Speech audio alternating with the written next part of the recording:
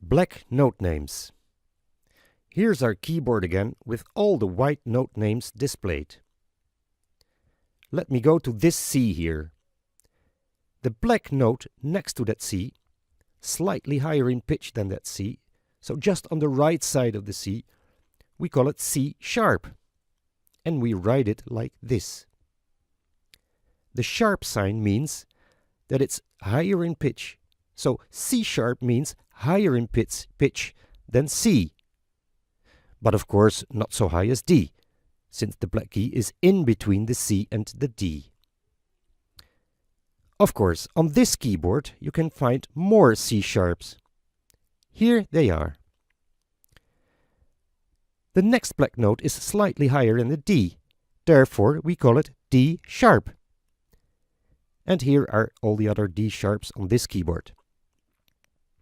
As you can see, there is no black key on the right side of the E. So I go on with this black note, just on the right side of the F. Therefore, we will call it F sharp. And here are all the other F sharps on this keyboard. The next black note is slightly higher than the G, and is therefore called G sharp. Here are all the other G sharps on this keyboard. Okay, the last black note is situated just on the right side of the A, and is therefore called A sharp. And here are all the other A sharps. So, it looks as if all the white and the black keys have names now. But this is not the whole story. Let's go back to our first black key, the C sharp. We called it C sharp, so with a sharp sign, since it's slightly higher than C. You can, however, also see it from the point of view of the D. It's not only a higher C, but also a lowered D.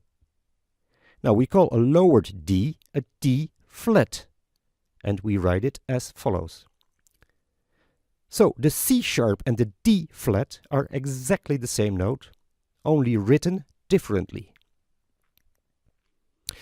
Okay, this is of course not the only D flat on this keyboard. Here are the other ones. In the same way, we can call our D sharp a lowered E, so an E flat.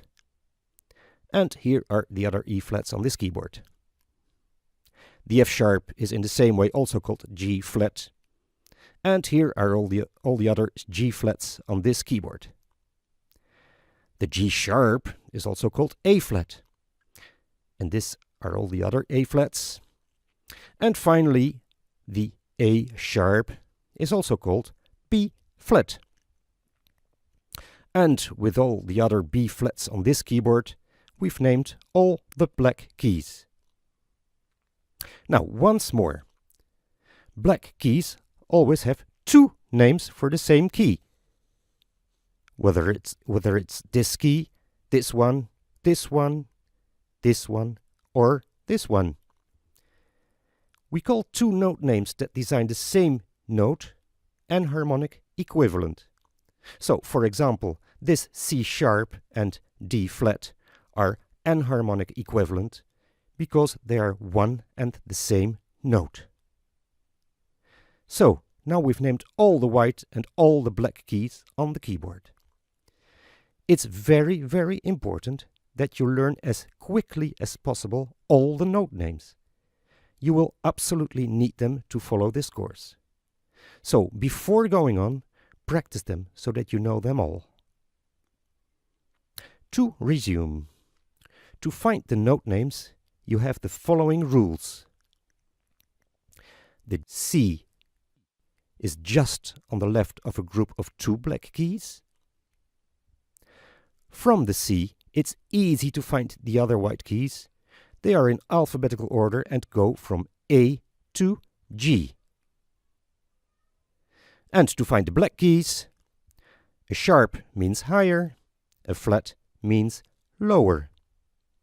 Now, in the beginning you will need these tricks to remember all the note names. But later you will know the note names directly, without the need to apply those tricks.